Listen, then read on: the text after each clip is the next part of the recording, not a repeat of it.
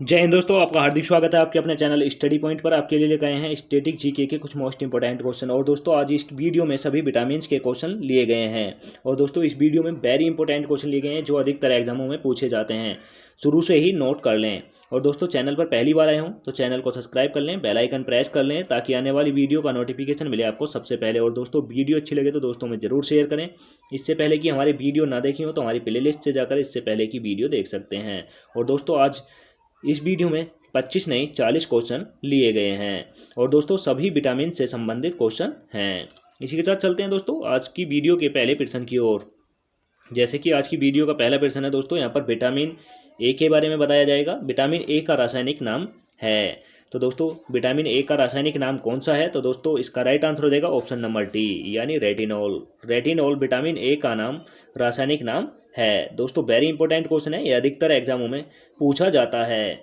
दोस्तों इस वीडियो में सभी इंपॉर्टेंट क्वेश्चन लिए गए हैं और सभी को नोट कर लें। इसी के साथ चलते हैं दोस्तों अगले प्रश्न की ओर। जैसे कि अगला प्रश्न है, मानव शरीर में इन्फेक्शन रोकने के लिए कौन सा विटामिन मदद करता है? तो दोस्तों मानव शरीर में इन्फेक्शन रोकने के लिए कौन सा विटामिन काम करता है?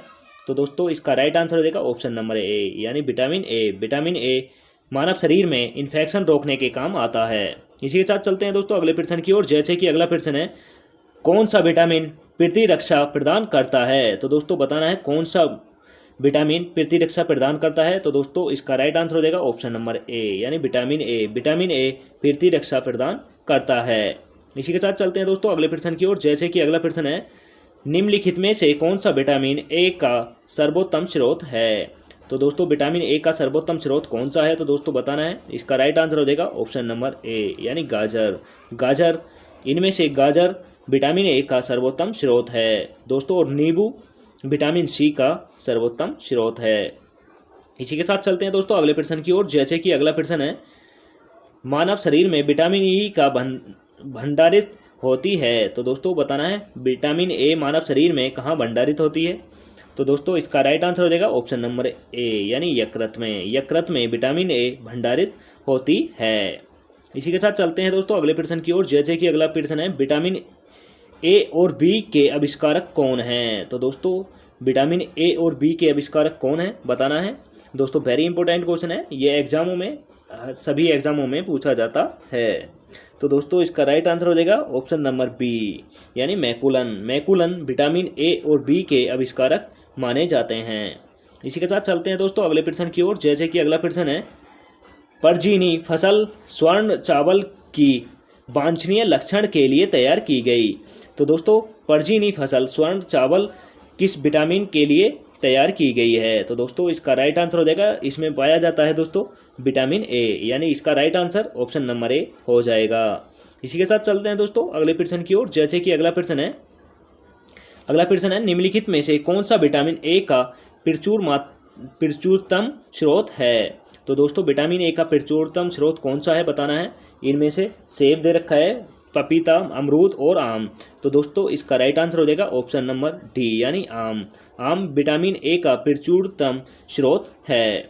इसी के साथ चलते हैं दोस्तों अगले प्रश्न की ओर। जैसे कि अगला प्रश्न है, गोल्डन चावल एक प्रचुरतम स्रोत है। तो दोस्तों गोल्डन चावल किसका प्रचुरतम स्रोत है?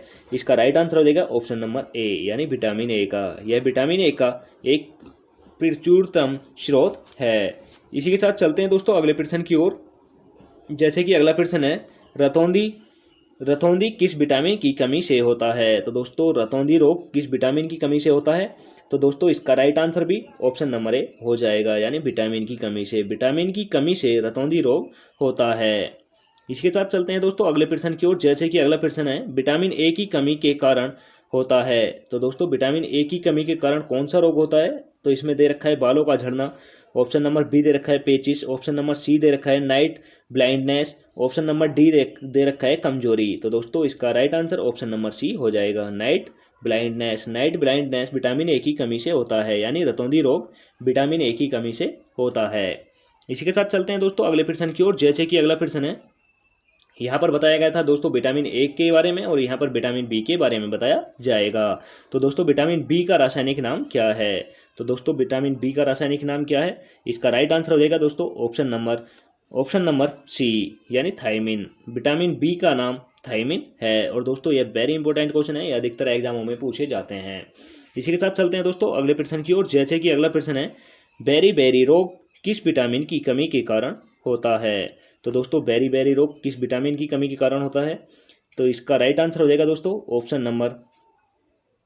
ऑप्शन नंबर सी, यानी विटामिन बी वन की कमी से बेरी रोग होता है। इसी के साथ चलते हैं दोस्तों अगले प्रश्न की ओर, जैसे कि अगला प्रश्न है निम्न में से विटामिनों में किस में कोबाल्ट पाया जाता है। तो दोस्तों निम्न विटामिनों में से कौन सी में कोबाल्ट पाया जाता है। तो दोस्तों इसका राइट आंसर हो जाएगा ऑप्शन नंबर बी, यानी विटामिन बी ट्वेल्व में कोबाल्ट पाया जाता है। दोस्तों यह वेरी इंपॉर्टेंट क्वेश्चन है, यह सभी एग्जामों में पूछा जाता है। इसी के साथ चलते हैं दोस्तों अगले प्रश्न की ओर, जैसे कि अगला प्रश्न है विटामिन बी7 का रासायनिक नाम क्या है। तो दोस्तों विटामिन बी7 का रासायनिक नाम बताना है। तो दोस्तों इसका राइट आंसर हो जाएगा ऑप्शन नंबर डी, यानी बायोटीन विटामिन बी7 का रासायनिक नाम है। दोस्तों इंपॉर्टेंट क्वेश्चन है, ये अधिकतर एग्जामों में पूछा जाता है। इसी के साथ चलते हैं दोस्तों अगले प्रश्न की ओर, जैसे कि अगला प्रश्न है विटामिन बी6 की कमी से पुरुषों में होता है। तो दोस्तों विटामिन बी6 की कमी से पुरुषों में कौन सा रोग हो जाता है। तो दोस्तों इसका राइट आंसर हो जाएगा ऑप्शन नंबर डी, रक्तता पुरुषों में विटामिन बी6 की कमी से हो जाता है। इसी के साथ चलते हैं दोस्तों अगले प्रश्न की ओर, जैसे कि अगला प्रश्न है निम्नलिखित में से साइनोकोबालामिन है। तो दोस्तों किस विटामिन को साइनोकोबालामिन कहा जाता है। तो इसका राइट आंसर हो जाएगा दोस्तों ऑप्शन नंबर डी, यानी विटामिन बी ट्वेल्व को साइनोकोबालामिन कहा जाता है। इसी के साथ चलते हैं दोस्तों अगले प्रश्न की ओर, जैसे कि अगला प्रश्न है यहाँ पर विटामिन ए और बी के बारे में बताया गया है और यहाँ पर विटामिन सी के बारे में बताया जाएगा। तो दोस्तों विटामिन सी का रासायनिक नाम क्या है। तो दोस्तों विटामिन सी का रासायनिक नाम बताना है। तो इसका राइट आंसर हो जाएगा option number A, ascorbic acid vitamin C का रासायनिक नाम है। दोस्तों यह इंपॉर्टेंट क्वेश्चन है, यह अधिकतर एग्जामों में पूछे जाते हैं। इसी के साथ चलते हैं दोस्तों अगले प्रश्न की ओर, जैसे कि अगला प्रश्न है स्कर्वी रोग किस विटामिन की कमी से होता है। तो दोस्तों इसे भी नोट कर लें, यह स्कर्वी रोग पूछा गया है किस विटामिन की कमी से होता है। तो दोस्तों इसका राइट आंसर हो जाएगा ऑप्शन नंबर ए, यानी विटामिन सी की कमी से स्कर्वी रोग होता है।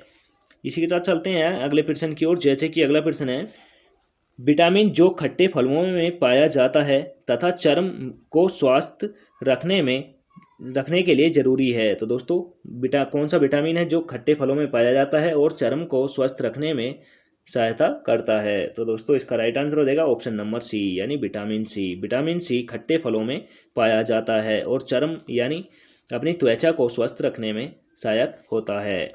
इसी के साथ चलते हैं दोस्तों अगले प्रश्न की ओर, जैसे कि अगला प्रश्न है कौन सा विटामिन गर्म करने पर नष्ट हो जाता है। तो दोस्तों एक ही विटामिन है जो गर्म करने पर नष्ट हो जाता है। तो इसका राइट आंसर हो जाएगा ऑप्शन नंबर सी, यानी विटामिन सी गर्म करने पर नष्ट हो जाता है। इसी के साथ चलते हैं दोस्तों अगले प्रश्न की ओर, जैसे कि अगला प्रश्न है किस विटामिन की कमी के कारण मसूड़ों से रक्त आता है और दांत हिलने लगते हैं। तो दोस्तों बताना है किस विटामिन की कमी से मसूड़ों से रक्त आता है और दांत हिलने लगते हैं। तो इसका राइट आंसर हो जाएगा ऑप्शन नंबर सी, यानी विटामिन सी की कमी से मानव के दांत हलने लगते हैं और मसूड़ों से रक्त आता है। दोस्तों इस वीडियो में सभी इंपॉर्टेंट क्वेश्चन लिए गए हैं जो अधिकतर एग्जामों में पूछे जाते हैं। और दोस्तों सभी क्वेश्चनों को नोट कर लें और वीडियो पर एंड तक बने रहें ताकि आने वाले एग्जाम में आपको बेनिफिट मिले, और दोस्तों में ज़रूर शेयर करें, उन्हें भी बेनिफिट मिले। इसी के साथ चलते हैं दोस्तों अगले प्रश्न की ओर, जैसे कि अगला प्रश्न है विटामिन सी का सबसे अच्छा स्रोत है। तो दोस्तों विटामिन सी का सबसे अच्छा स्रोत है आंवला। इसका right answer option number D हो जाएगा, विटामिन सी का सबसे अच्छा स्रोत आंवला है। इसी के साथ चलते हैं दोस्तों अगले प्रश्न की ओर, जैसे कि अगला प्रश्न है दोस्तों सब्जियों को धोने से कौन सा विटामिन निकल जाता है। तो दोस्तों सब्जियों को धोने से विटामिन सी निकल जाता है। इसका राइट आंसर हो जाएगा दोस्तों ऑप्शन नंबर बी इसका राइट आंसर हो जाएगा, यानी कि सब्जियों को धोने से विटामिन सी सब्जियों में से निकल जाता है। इसी के साथ चलते हैं अगले प्रश्न की ओर, जैसे कि अगला प्रश्न है यहाँ पर दोस्तों विटामिन ए, बी और सी के बारे में बताया गया है, तो यहाँ पर विटामिन डी के बारे में बताया जाएगा। तो दोस्तों बताना है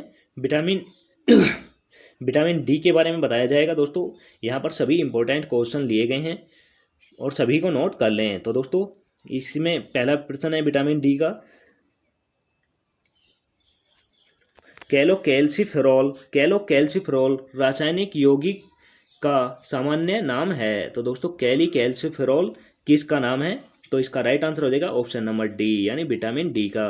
विटामिन डी का कैल्सिफेरॉल रासायनिक नाम है। इसी के साथ चलते हैं दोस्तों अगले प्रश्न की ओर। जैसे कि अगला प्रश्न है विटामिन डी का सर्वोत्तम स्रोत होता है। तो दोस्तों विटामिन डी का सर्वोत्तम स्रोत होता है सूर्य का प्रकाश, यानी इसका राइट आंसर हो जाएगा ऑप्शन नंबर ए। ऑप्शन नंबर ए इसका राइट आंसर हो जाएगा। दोस्तों जिसमें विटामिन डी की कमी हो वह सूर्य यानी धूप में 1 घंटा डेली बैठा करें। इससे हमारे शरीर की अस्थियां मजबूत होती हैं। इसी के साथ चलते हैं दोस्तों अगले प्रश्न की ओर। जैसे कि अगला प्रश्न है मछलियों के यकृत के तेल में कौन सा विटामिन बहुत्य में पाया जाता है? यानी कि दोस्तों मछलियों के तेल, यकृत के तेल में कौन सा विटामिन पाया जाता है? इसका राइट आंसर हो जाएगा ऑप्शन नंबर डी, यानी विटामिन डी। विटामिन डी मछलियों के यकृत में पाया जाता है।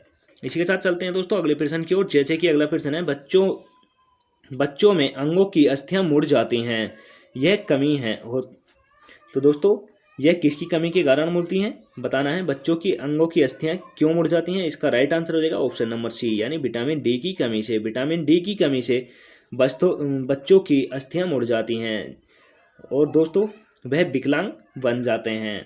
और दोस्तों इसी के साथ चलते हैं अगले प्रश्न की ओर। जैसे कि अगला प्रश्न है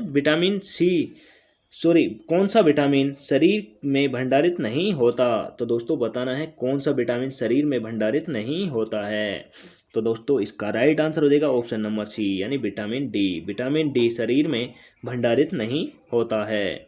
इसी के साथ चलते हैं अगले प्रश्न की ओर। जैसे कि अगला प्रश्न है विटामिन डी की कमी के कारण कौन सा रोग होता है? तो दोस्तों विटामिन डी की कमी के कारण कौन सा रोग होता है? तो दोस्तों इसका राइट आंसर हो जाएगा ऑप्शन नंबर सी, यानी रिकेटस विटामिन डी की कमी के कारण होता है। इसके साथ चलते हैं अगले प्रश्न की ओर। जैसे कि अगला प्रश्न है सनशाइन विटामिन है। तो दोस्तों सनशाइन विटामिन है, यानी सूर्य की लाइट से विटामिन प्राप्त होता है। कौन सा विटामिन प्राप्त होता है? इसका राइट आंसर हो जाएगा ऑप्शन नंबर सी, यानी vitamin D. Vitamin D sunshine vitamin कहलाया जाता है, यह सूर्य की लाइट से प्राप्त होता है। और दोस्तों हमारे शरीर की अस्थियां जो मजबूत होती हैं वह विटामिन डी से ही होती हैं। और आप सभी डेली सूर्य की धूप में बैठा करें, सुबह सुबह टहलने जाया करें। इसी के साथ चलते हैं दोस्तों अगले प्रश्न की ओर। जैसे कि अगला प्रश्न है यहाँ पर दोस्तों vitamin A B C D बता दी गई हैं। यहाँ पर विटामिन ई के बारे में बताया गया है। तो दोस्तों विटामिन ई का रासायनिक नाम बताना है। विटामिन ई का रासायनिक नाम है दोस्तों, इसका राइट आंसर हो जाएगा ऑप्शन नंबर डी, यानी टोकोफेरॉल विटामिन ई का रासायनिक नाम है। यह दोस्तों वेरी इंपॉर्टेंट क्वेश्चन है, यह अधिकतर एग्जामों में पूछा जाता है। और दोस्तों विटामिन ई के बारे में आपको नॉलेज होनी चाहिए। इसी के साथ चलते हैं दोस्तों अगले प्रश्न की ओर। जैसे कि अगला प्रश्न है विटामिन ई का महत्वपूर्ण स्रोत निम्न में से कौन सा है? तो दोस्तों विटामिन ई का महत्वपूर्ण स्रोत निम्न में से कौन सा है यह बताना है। इसका राइट आंसर हो जाएगा दोस्तों ऑप्शन नंबर सी, यानी गेहूं अंकुरण का तेल। गेहूं अंकुरण का तेल विटामिन ई का महत्वपूर्ण स्रोत है। और दोस्तों विटामिन ई की कमी से प्रजनन की क्षमता कम होती है। इसी के साथ चलते हैं दोस्तों अगले प्रश्न की ओर। जैसे कि अगला प्रश्न है नपुंसकता या बांध्यता यानी बांझपन किस विटामिन की कमी से होता है? तो दोस्तों नपुंसकता या बांध्यता या बांझपन किस विटामिन की कमी से होता है? तो दोस्तों इसका राइट आंसर हो जाएगा ऑप्शन नंबर बी, यानी विटामिन ई की कमी से। विटामिन ई की कमी से नपुंसकता या बांझता होती है। इसी के साथ चलते हैं दोस्तों अगले प्रश्न की ओर। जैसे कि अगला प्रश्न है विटामिन ई विशेषतः किसके लिए महत्वपूर्ण है? तो दोस्तों विटामिन ई किसके लिए सर्वाधिक महत्वपूर्ण है? तो दोस्तों इसका राइट आंसर हो जाएगा ऑप्शन नंबर सी, यानी लिंग ग्रंथियों के सामान्य क्रिया के लिए। लिंग ग्रंथीय सामान्य क्रिया के लिए विटामिन ई महत्वपूर्ण है। दोस्तों वेरी इंपॉर्टेंट क्वेश्चन है, यह अधिकतर एग्जामों में पूछ लिया जाता है। बांझता या नपुंसकता किस विटामिन की कमी के कारण होती है? तो विटामिन ई के कारण होती है। और दोस्तों विटामिन ई किसके लिए महत्वपूर्ण है? तो यह लिंग ग्रंथियों के लिए सामान्य क्रिया के लिए महत्वपूर्ण है। इसी के साथ चलते हैं दोस्तों अगले प्रश्न की ओर। जैसे कि अगला प्रश्न है यहाँ पर विटामिन ABCDE तीनों ये बस सभी बता दी गई हैं। और यहाँ पर विटामिन के बारे में बताया जाएगा। तो दोस्तों विटामिन के का रासायनिक नाम क्या है यह बताना है। तो दोस्तों विटामिन के का रासायनिक नाम है, इसका राइट आंसर हो जाएगा ऑप्शन नंबर डी, यानी फिलोक्यूबिनोन विटामिन के का रासायनिक नाम है। इसी के साथ चलते हैं दोस्तों अगले प्रश्न की ओर। जैसे कि अगला प्रश्न है, कौन सा विटामिन रक्त का थक्का बनाने में सहायक है। तो दोस्तों कौन सा विटामिन ऐसा है जो रक्त का थक्का बनाने में काम आता है। जैसे कि दोस्तों हमारे चोट लग जाए और ब्लड ना रुके, उसे बोलते हैं खून का थक्का नहीं लगा, और जो रक्त एकदम रुक जाए तो उसे खून का थक्का लगना बोलते हैं। तो दोस्तों कौन सा विटामिन ऐसा है जिसकी कमी के कारण खून का थक्का नहीं लगता है। तो दोस्तों इसका राइट आंसर हो जाएगा ऑप्शन नंबर ए, यानी विटामिन के। विटामिन के की कमी के कारण खून का थक्का नहीं बनता है। और दोस्तों खून का थक्का विटामिन के से ही बनता है। इसी के साथ चलते हैं दोस्तों अगले प्रश्न की ओर। जैसे कि अगला प्रश्न है, यहाँ पर सभी विटामिन बताए गए हैं और इनमें से अन्य जो कुछ इंपॉर्टेंट्स हैं वो बता दिए जाएंगे। इसी के साथ जैसे दोस्तों विटामिन शब्द किसने दिया, यानी विटामिन शब्द का आविष्कार किसने किया है। तो दोस्तों इसका राइट आंसर हो जाएगा option number B. Option number B इसका राइट आंसर हो जाएगा, यानी केसिमर फंक ने विटामिन का आविष्कार किया है, यानी विटामिन शब्द का आविष्कार किया है।